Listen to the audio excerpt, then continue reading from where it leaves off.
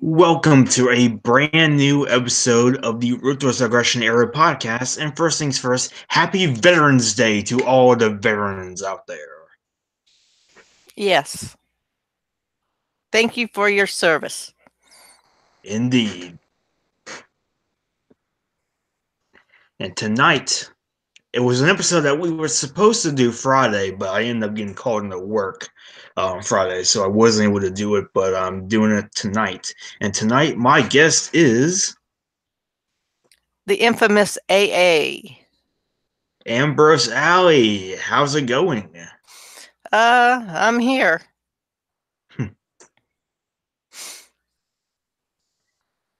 Yep, and tonight's episode is going to be on Backlash 2004. An interesting pay-per-view. Yeah. Now, the first show, not only after WrestleMania, but after the draft lottery as well. So it'll be interesting to see how Raw sort of rebounds from this draft lottery that shook up the brand, so to speak.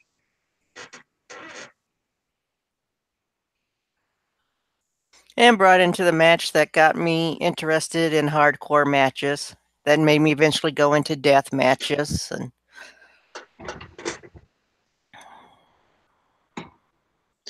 yeah, that's going to be a really fun match to talk about later on. So I guess we can go ahead and go and start with the first match. The first match is Shelton Benjamin versus Ric Flair. oh yes, I found Shelton Benjamin hot. Yeah. Shelton Benjamin just got drafted to Raw around this time and immediately beats Triple H clean, which is at that point in time practically unheard of during that time. Twice. So it was a pretty big deal. It was definitely a big deal. So it goes into this little feud with Evolution. It was a nice pace match. You got a little slow in some areas. Yeah, I felt like it took a bit to get started. It took a few minutes to get started, but once it did, I thought this match was pretty good. It was a good opener. Ric Flair does some good psychology here, works over Shelton's knee for the most part. Oh yeah, and I love the way Ric Flair sells. Yeah. He really was just flopping all over the place tonight. Kind of like a dead fish or a fish out of water.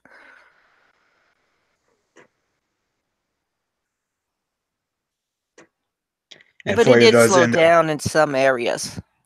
yeah, it did. It did. I thought, like I said, like the first few minutes, I thought maybe it could have been a bit faster or a bit more story oriented, but I thought for the most part it told a decent enough story. I thought. Yeah, it was. Shelton Benjamin, I noticed he found it hard at times to work at Rick's pace. Yeah. Because Benjamin is much better at a faster paced match. Mm-hmm. And this is one of his first matches as a solo guy because he was in a tag team for the most part on SmackDown. Now he's working in singles competition, so it did feel like it took him a bit to sort of get used to the new surroundings. But I loved the ending. The right man won. Yeah. You can never say that Ric Flair doesn't put over new talent. Yeah, Flair tries to go for a brass knuckles. Shawn Benjamin reverses and hits a clothesline off the top turnbuckle for the win.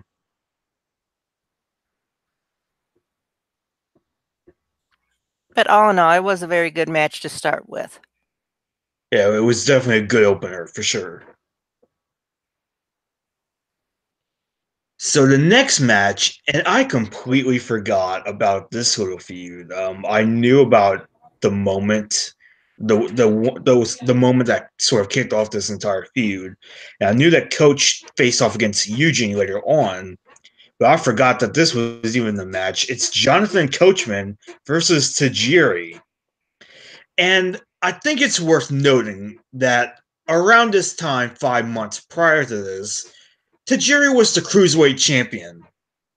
Now he gets drafted to Raw and feuds with Coach. Poor Tajiri.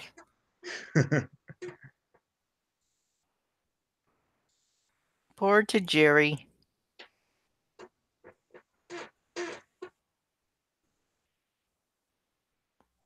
I found this match, it was good for what it was. Yeah, like when I first saw that this was a match on the card, I was like, really? A coach match is on this card?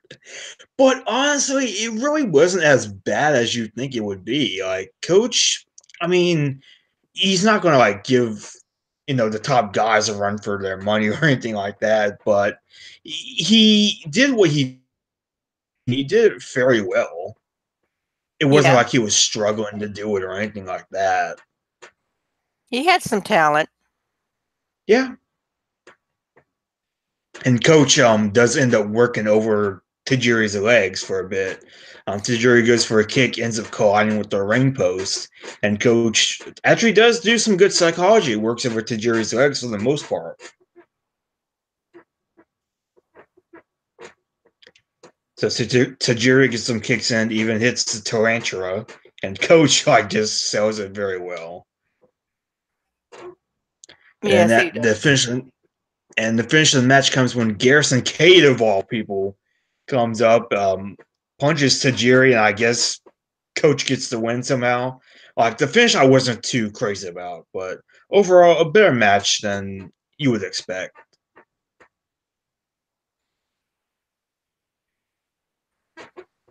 I enjoyed it. Yeah, I really did enjoy it, and I'm not big on Coach. yeah. Like I think as a personality, he's a lot better than a commentator or even a wrestler here. But Coach did what he needed to do, and he did it very well.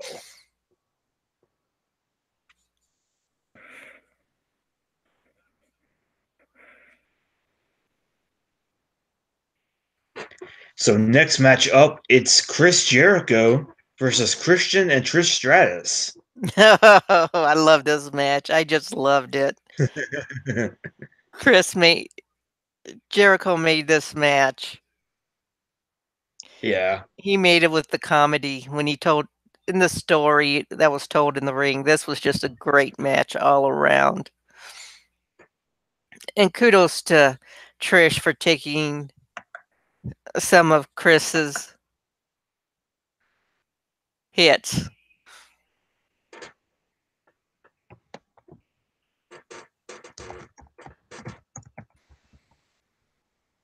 Yeah, the match sort of picks up where WrestleMania left off. Trish turns heel against Jericho, and now Christian and Trish are an on-screen couple.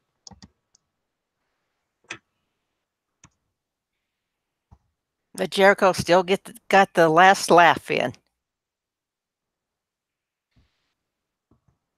And I love that smarky smile that he does when he knows that he put one over on his opponent.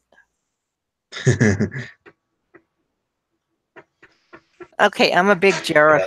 Jerichoholic. Oh yeah, same here, same here.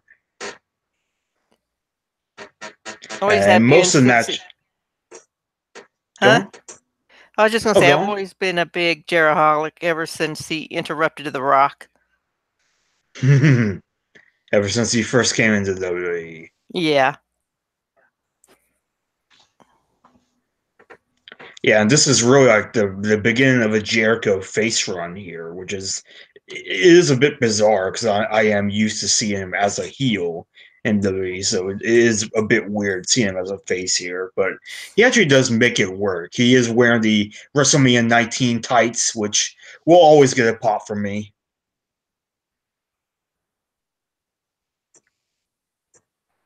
That is best Jericho attire in my book. Yeah, it doesn't look too frontmanish like you expect to see in Fozzy. Yeah. So most of the match is between Christian and Jericho. Trish comes in every now and then, hits a chick kick on Jericho at one point.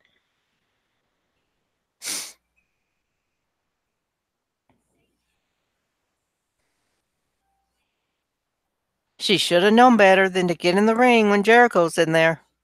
And Christian even locks in the Texas Clover Leaf on Jericho at one point, like he did at WrestleMania.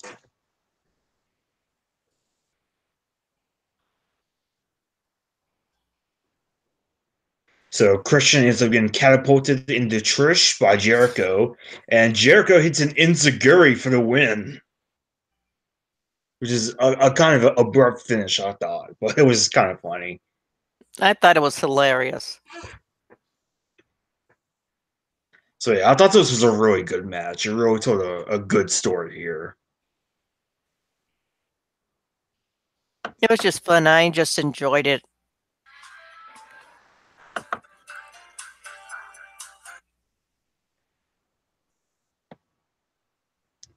So the next match is Lita versus Victoria for the women's championship.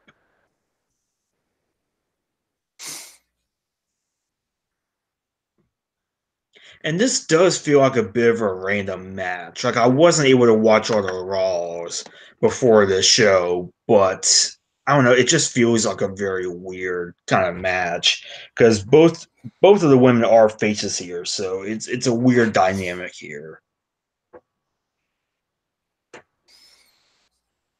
I didn't see Lita at her best here either. Yeah, I did think that this match was a bit sloppy at times. Because Lita is usually a lot more crisper in the ring than she was during this match. Yeah. Because she's definitely had better matches here. I feel like this night was sort of an off night, or maybe she just didn't have. I don't know. Maybe it was just because it was a face versus face match, and she couldn't build any kind of proper momentum. Like I don't know. This match didn't quite work. It's not an awful match by any means, but it could have been so much better. Well, she and Victoria really just don't have the chemistry. Yeah, I would agree with that as well. Because if you go back to the match before between Jericho and Christian, they had chemistry. Oh yeah, definitely. And if you have chemistry with your opponent, that makes it so much better. Absolutely. Absolutely.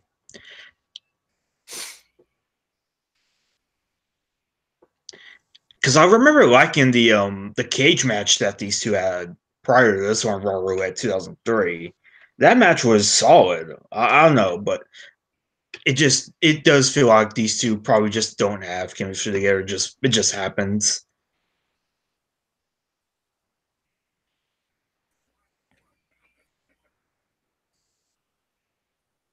So we get some back and forth action and the inside cradle for the win. Victoria hits an inside cradle for the win and retains the championship. So overall, a solid match for what it was. It wasn't a perfect match. It was pretty sloppy at times, but it was a decent enough match. Yeah. It was watchable. It didn't make you go, oh crap, I need to go to the bathroom. Oh yeah, because I've seen worse matches. Like there's worse matches on the card here tonight as well. Like I would rather watch this match over, say, Dawn Marie and Tori Wilson, but that's a story for another day. Or the Playboy evening gown match at WrestleMania a month prior to this. So, and so the next match is definitely gonna be something special. It's really one of the main reasons why I wanted AA for this particular episode. It's Randy Orton versus Mick Foley, aka Cactus Jack, in a no holds barred match for the WWE Intercontinental Championship. Evolution is banned from ringside. This is going to be a match. It's going to be definitely a special match for sure. Oh yes, it was this was the match that introduced me to hardcore wrestling, got me into the violence, And then I proceeded from there into CZW, ECW, then CZW. So this, I got my foot wet. I got my toe wet with this particular match because it was brutal. Yeah, and it's pretty much the blow off to this whole feud with Mick Foley and Randy Orton. So Randy Orton ends up spitting Mick Foley's face. The whole thing sort of starts back in June of 2003. So this is a near year-long feud, really. Mick Foley gets kicked down the stairs of Madison Square Garden by Randy Orton.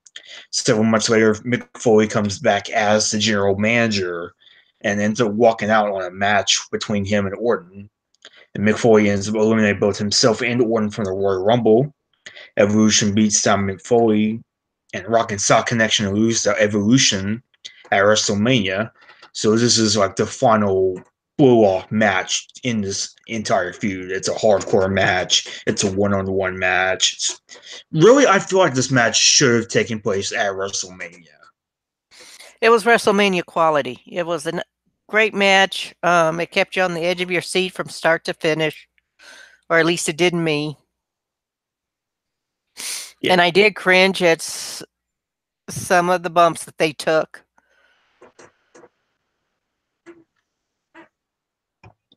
Yeah, Mick Foley comes out dressed all in Cactus Jack attire and carrying out Barbie.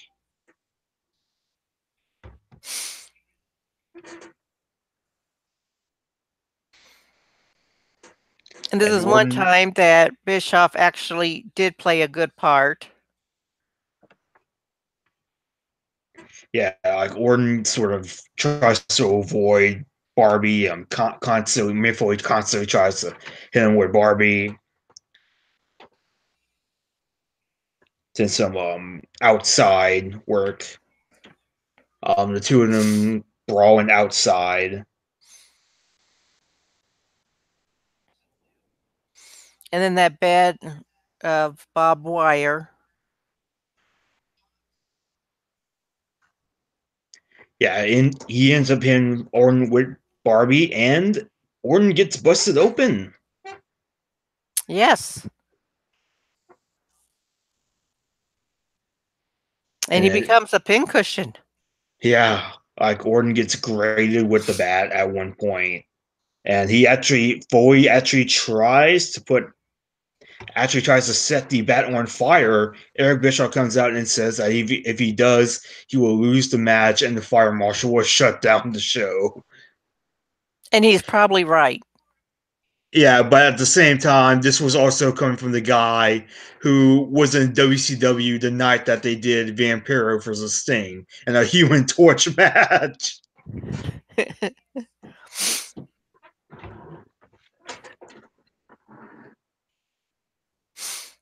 Well, that just shows you the difference between the two. Yeah. Like, Eric Bischoff would have hated No Way Out 2000. Besides, Vampiro and Fire just goes together. Yeah. I would say that's pretty much a given.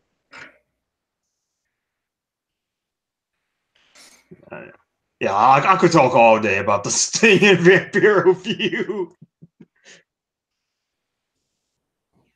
Battling in the graveyard.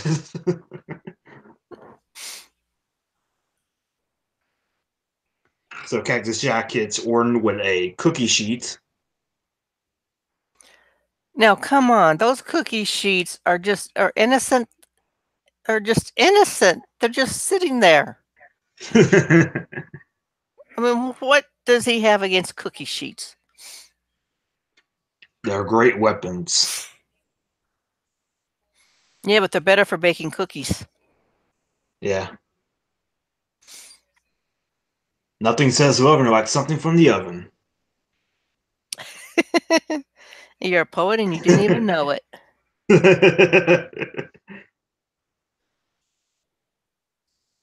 So Randy Orton gets some thumbtacks out and tries to go for an RKO and becomes a human pincushion.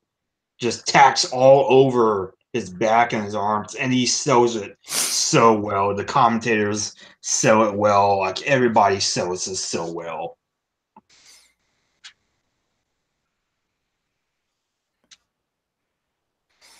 Yeah, it's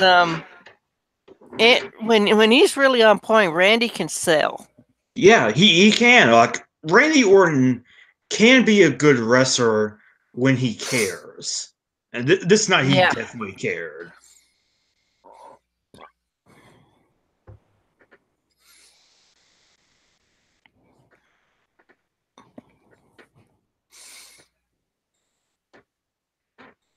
And Orton, And he, huh? oh, go on, oh, go on. Well, he did get to hit his RKO Yeah, twice. eventually. Yeah, he ended up getting at one point. Orton actually tries to go backstage where Mick Foley brings him back out and just throws him off the stage and onto like these bunch of tables on the floor.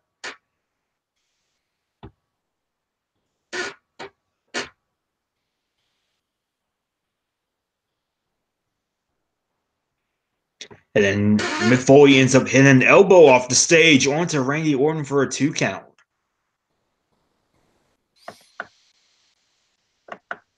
There goes Mick Foley out to hurt his body.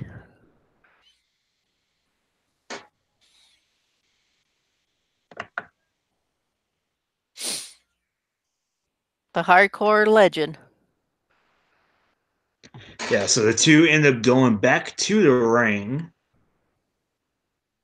And Mick Foley ends up getting the Mr. Sacco, the man will call, and Randy Orton reverses it into an RKO, and Mick Foley kicks out.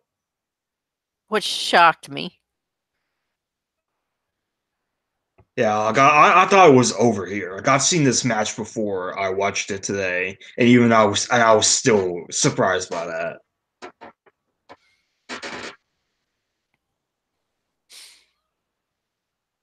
So the finish of the match comes when Randy Orton hits an RKO onto Barbie for the win.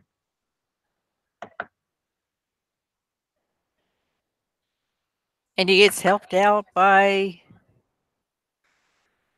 Flair and Batista. Yep. So I would say Randy Orton's all-time best match. One of them. He's had a couple others. Yeah. For me, this is my favorite Randy Orton match. Maybe my favorite Mick Foley match as well. I would probably have to think about that a bit more, but it was definitely one of my favorite Mick Foley matches.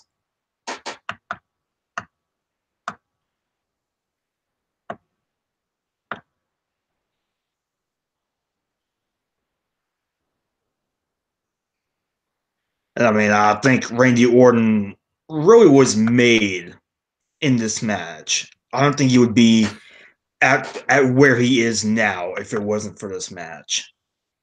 Yeah. He went toe to toe with Foley and won. Yeah, and that's a big deal here. Like they even pointed out later on in commentary, like JR goes, I still can't believe um, Randy Orton beat Mick Foley in his own match.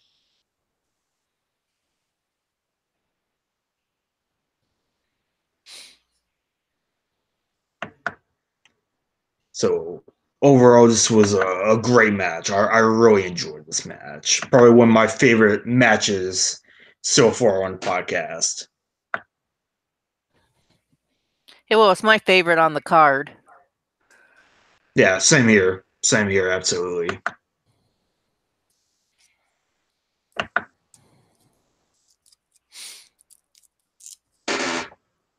And our next match. Yeah, this next match. What is this match doing on this card tonight? What is this doing on the show? The Hurricane and Rosey versus La Resistance, It's who a are match. now La Resistance are now Quebecers now, rather than Frenchmen. It's a match that happened. Yeah, that's the best way to describe it.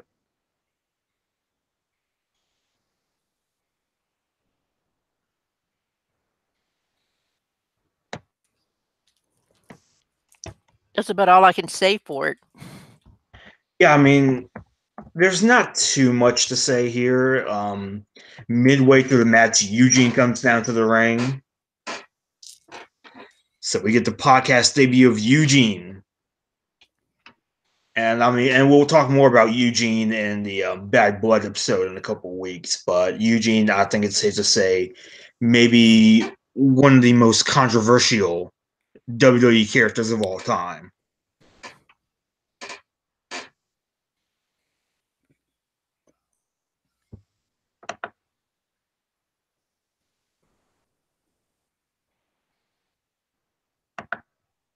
And like at one point, like the Hurricane ends up getting unmasked, and nobody mentions anything.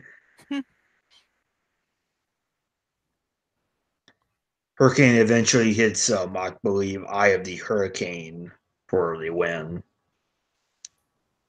And this match, like, it's not a bad match, but it really didn't need to happen on the show. This could have been on like a Raw or something. It really didn't need to take place on a pay per view. I think. Nah, it shouldn't have been on the pay per view. It's there was really nothing to it. No story, really. Mm-hmm. It was there. Yeah. So the next match, it's someone making their first pay per view since the Royal Rumble 2003. It's Edge versus Kane. And You this don't know is me. and then this is Edge's first match in 14 months, they say. You couldn't tell it. He didn't lose a step. Um, at times, it definitely felt like it didn't really feel like the Edge that we all know and love, but he wasn't struggling out there or anything like that, I thought. Oh no, he was still smooth and fluid. Yeah. And not only that, but Edge is working with a legit broken hand here. Which, unlike a certain wrestler who had a broken arm for 10 years.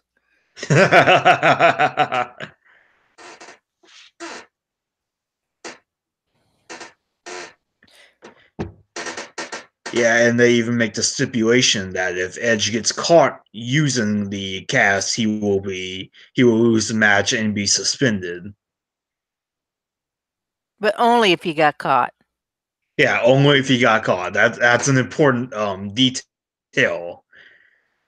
That's one thing about Edge. He could always find the loophole in things.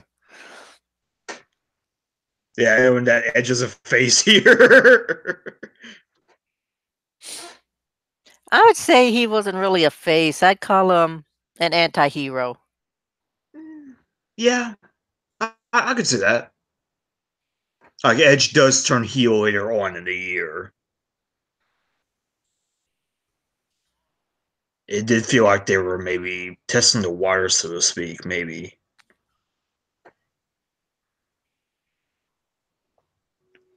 So Kane dominates Edge for the most part. It's just kind of a dull match all around.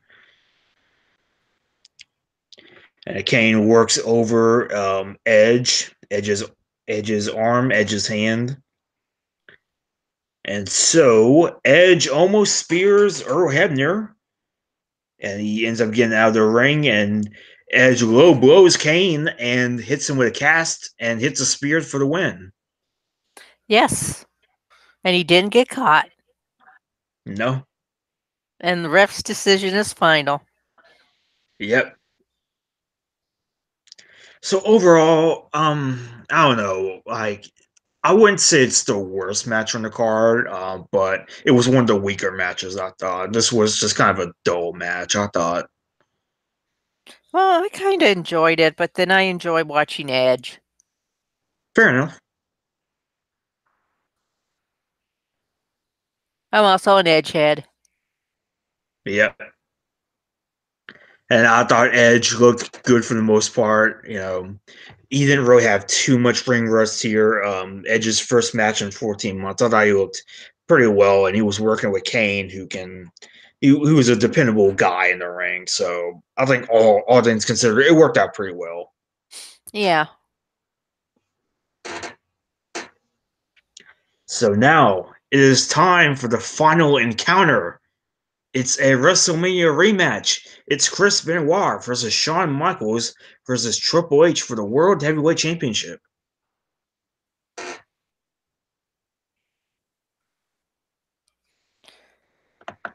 Yes. And I enjoyed watching this match. I thought it was just as good as WrestleMania 20. Yeah, I would agree with that as well. I thought this was a really good match. This was originally supposed to be Chris Benoit and Shawn Michaels, but once Triple H got traded back to Raw, it became a triple threat match, just like WrestleMania.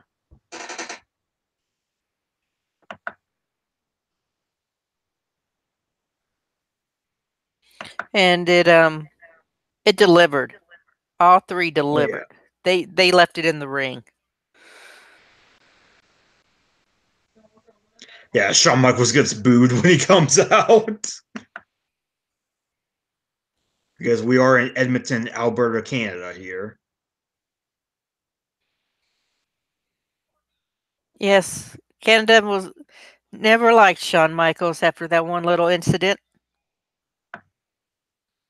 Yeah, though we do see one sign in the crowd that says "I forgive you, Shawn." Like the only guy in the building that felt that way.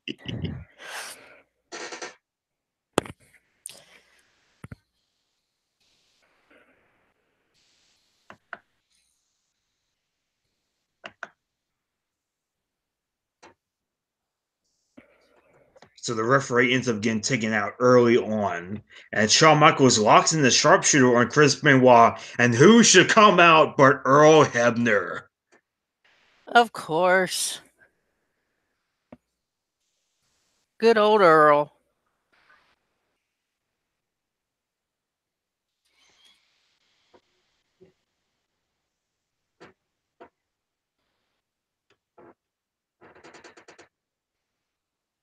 A So man Shawn Michaels, oh, go on. Earl Hebner, a man you can trust. Yeah, especially when he's selling you counterfeit WWE shirts from the back of his car.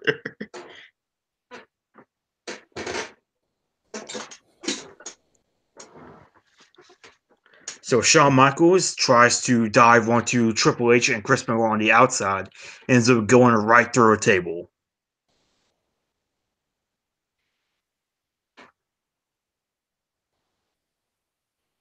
Poor Michaels. Yeah, we do end up getting huge "You screwed Brett" chants.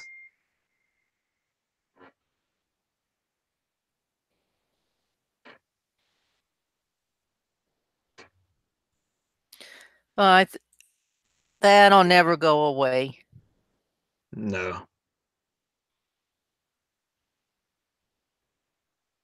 And Triple H at one point tries to make Chris Benoit humble, locks in the camel clutch on him.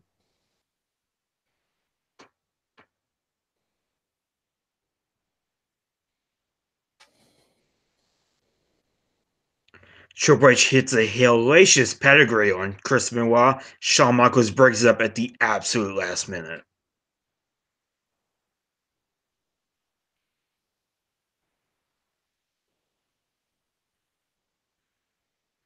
Shawn Michaels ends up hitting a sweet chin music on Chris Benoit, goes outside the ring. Triple H hits Shawn in the spine with a sledgehammer. Of course, you know the sledgehammer had to come into play. Yep, and it's all legal in a triple threat match. That it is.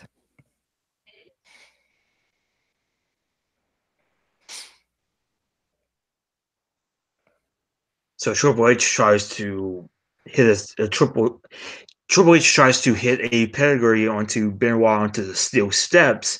Benoit ends up catapulting Triple H into the ring post, and he goes over the barricade.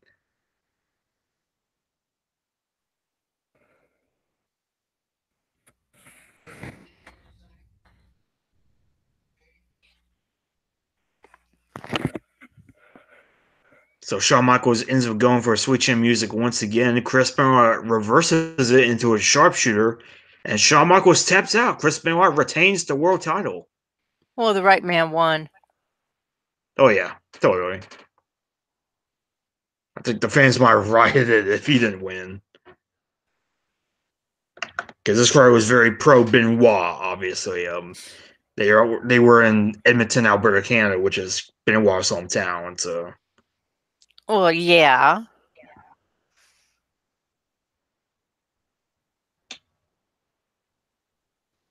So I thought a great match, a really great main event. It was enjoyable. I wasn't bored with it. And I can get bored with main events so easily. And this is back when Mm-hmm. pay-per-views weren't 7 and 8 hours long. No, this pay per view was actually a bit shorter than average. Like this is only 2 hours and 34 minutes. It's usually a bit longer than that. So these are pretty short pay per views around this time. Yes, and that's I think why a lot of people enjoyed them because you didn't have a 2-hour pre-show and then you had a 4 or 5-hour event, and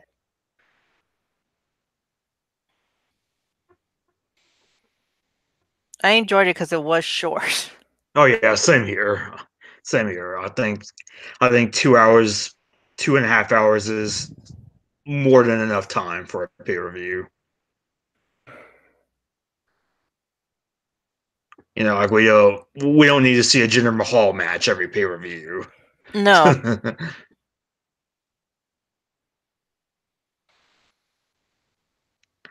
So yeah, overall, what were your thoughts on Backlash 2004? AA? It's a pay-per-view that I would watch again, and I would recommend it to people, except for a certain match, but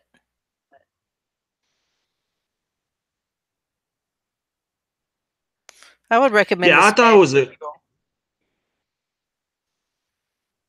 yeah, I thought it was a good show for what it was. I think as far as an overall show goes, I would actually say it's better than WrestleMania 20. Because WrestleMania 20 was just kind of okay. Like the good stuff was really good, but the bad stuff was really bad. Here, there were mediocre matches, but there wasn't anything awful on the show, I would say. Well, no, you're right. No match was really awful. There was just one that just didn't need to be there. Right.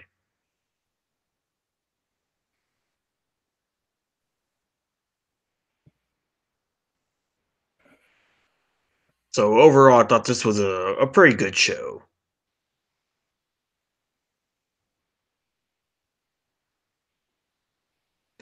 So I think that just about does it for this episode. That's what you get for doing a short pay-per-view. Yeah, it's funny. Like when we have a good peer review, we don't have much to say. But when you have a bad one, you got lots to say. Yeah, it's funny when it happens that way. I guess because I don't know why that is. No, it's because there's really nothing to pick apart. True, true.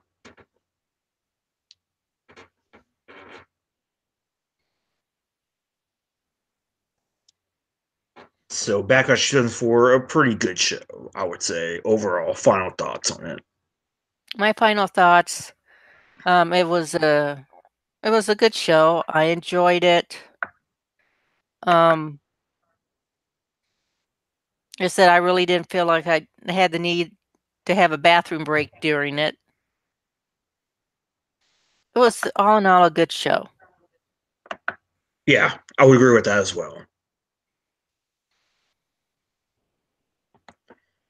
So, AA, where can they find you at? Oh, you can find me on Twitter at Lady Roshana. That's LadyRoschana. You can find me on the Daily at Ambrose Alley, and you can find me on Twitch at Violent Wrestling Podcast with no G. And you can find me on Twitter at MailMat15, hang out in the daily and the nightly on Cage Side Seats, also in the SmackDown threads, as well as the NXT threads as well. And this Friday, it will be a new episode of the Ruthless Aggression Era podcast because Face Boss will be joining me as we talk Judgment Day 2004. That should be a good one. Yeah, it will be a very interesting show. The debut of Mordecai. We also got Booker T and Undertaker finding out.